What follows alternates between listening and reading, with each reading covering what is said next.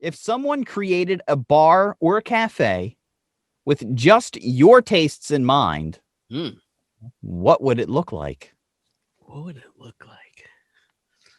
Think about the things that would be served, the types of food, the drinks and cocktails, the ambiance, the music. There would just be a touch tunes. Fucking that's it. Like not, I don't need a playlist. I want to hear what the masses are playing. And then every now and then I'll fucking like Rickroll or something from my phone. Yeah, so definitely a touch tunes because it's always my favorite. There would definitely be a karaoke night on one of those on like a fucking Wednesday too. Nothing good. It wouldn't be on like Friday or anything like that. That makes too much sense. It's definitely a little divey. Craft beers, tap preferably. I'm not a can guy really. And then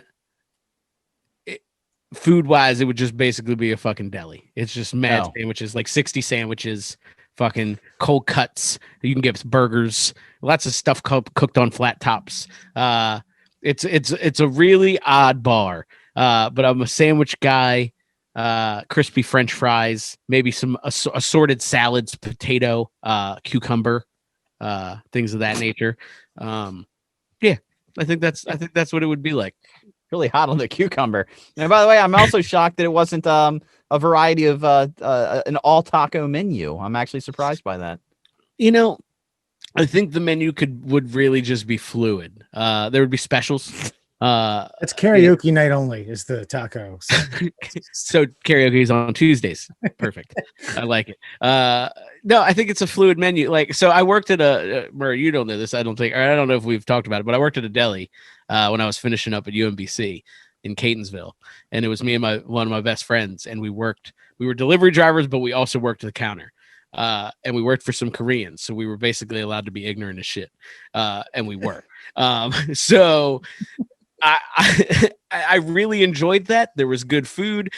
We came up with specials. We put like an entire Reuben on top of a half-pound burger and sold it as a special. It was fucking delicious. Things of that nature. So I would like to have that food aspect where we get to experiment and things change, but dive bar karaoke for the ambiance. Very nice. I have a feeling we're all going to have a very similar looking bar. Wes, what do you got? So I'm all about a full wraparound bar, cheer style, with bench seating around that, with some tables and some high tops in between.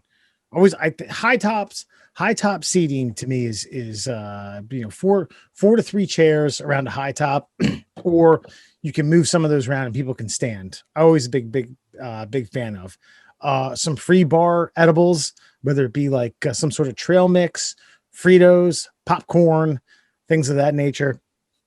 Music, it's got to be either a DJ or some sort of just loop of literally like 1989 to 1998, just jam rap music.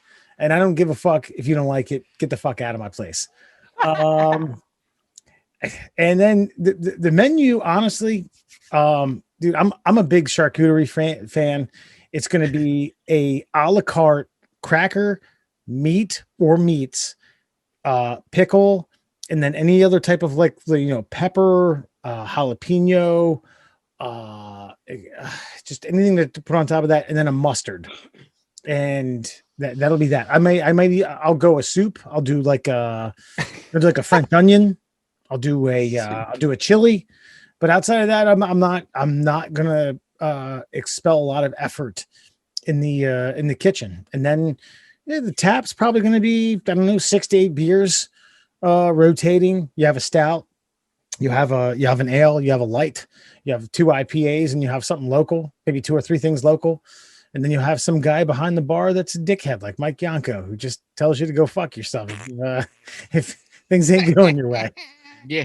And then a Keno machine. I want a Keno machine up there. Oh yeah, that's good. For something or otherwise. So either Keno or horse races. Yeah, Video horse races. That's right. Yeah. And I'll do maybe once a month I'll do some sort of customer night where we can do a chili cook-off or a Pinewood Derby or something like that. Pinewood Derby's good. I did forget that mine would have a full-length shuffleboard in it. Yes. Yeah. Yes. I'm more of a darts guy, but I think if the fair. room's there, a shuffleboard's nice. Yeah. Something to get people. You got to get the blood flowing. You got to get people. You know what I mean? If you sit at that fucking bar stool for too long, it just gets dreary. You got to get, like you said. Yeah. Yeah. Like I said, besides the rap music, Wes, I think we're all gonna have very similar bar scenes here. I would have like a Jack FM. You have the charcuterie too? No, I don't even know what charcuterie is. It's basically like cut up meats, cheeses. Typically you'll have a few other exotic things. They're just deli platters on fucking fancy pieces of wood. Yeah. It's okay. All right. It's a white people thing. Well, and I don't understand it. See? I thought you were white Mer. Now I like the simplicity of your foods. Okay. Originally, I was thinking that I wanted to do like a cheeseburger bar where we sold nothing but cheeseburgers. But I do feel, I think, Wes, you said a couple of things. I don't want any buffoonery going on behind the scenes in the kitchen. So I had this other idea. And I don't know how many times you guys have watched this on the Travel Channel, but they go around to the different county fairs and they study the fair food. It's all fried food. So I would just have like 7 or 8 industrial fryers in the back, and I would call my bar Apps. And the only thing that would be on the menu is appetizers. We're talking about like fried strawberries, fried Oreos, fried butter, fried butter. We would have just anything fried chocolate bacon. Is that butter fried butter? Butter fried butter, baby. You fry the butter, you pull it out, you dip it in more butter, pancake batter, more butter. Done. Delicious. And then everything would be flash fried in under 30 seconds. Foods would just be popping out the back. But I do like that, like Wes said, the blood flowing. I want a dartboard. I want a pool table. I want a shuffleboard table. I want the axe throwing thing takes up way too much space. So I just don't think liability, need insurance, all that shit. Yeah. So all the peripheral games need mega touches at every single bar stool.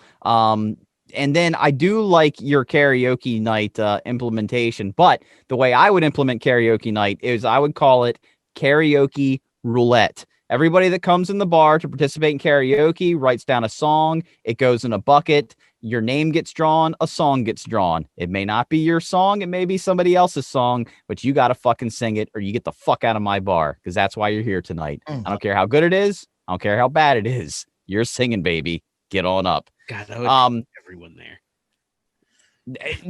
See, thank you. And then as far as like the drinks go, it would be nothing but beer and dark liquors. So it's basically beer and bourbons, and you can have your choice. I will put your Coors Lights and your Miller Lights and your Bud Lights on tap for the pussies that decide to come out for the evening. But everything else would be like high-end IPAs, just nice, stout, strong, hair on your balls kind of beers. How the hell? And no gin, no vodka. Yeah, it's just when you have gins and vodkas on a menu, people tend to start to get a little frilly, and I don't want my bartenders all dancing around with looking for different little liqueurs and mixers to put in drinks. No, whiskey, you should dilute it with ice cubes, and beer, you should dilute it with a cold glass. Gotcha. And I feel like that would cut down on all the service time, and if you don't want to be there, don't come. And that's why Apps is the destination for you. Just can you imagine he'd walk up to Burns Bar and be like, "Yeah, we get a martini," and he just doesn't even acknowledge you. He just pours you a bourbon in a martini glass. He's there you go. This is called a Martin. Just slides it over to you. Some of it spills over the top. Just like, Jesus. That's $7.